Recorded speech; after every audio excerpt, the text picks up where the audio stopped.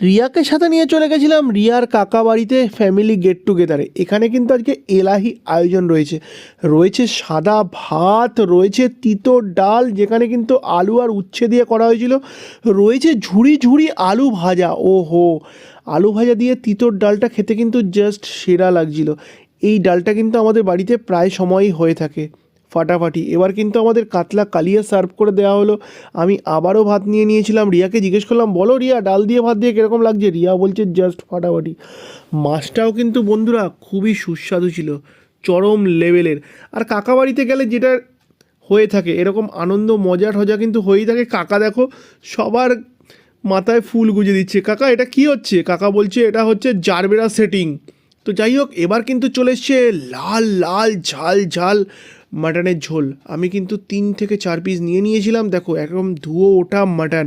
ও হরিয়া already শুরু করে দিয়েছে।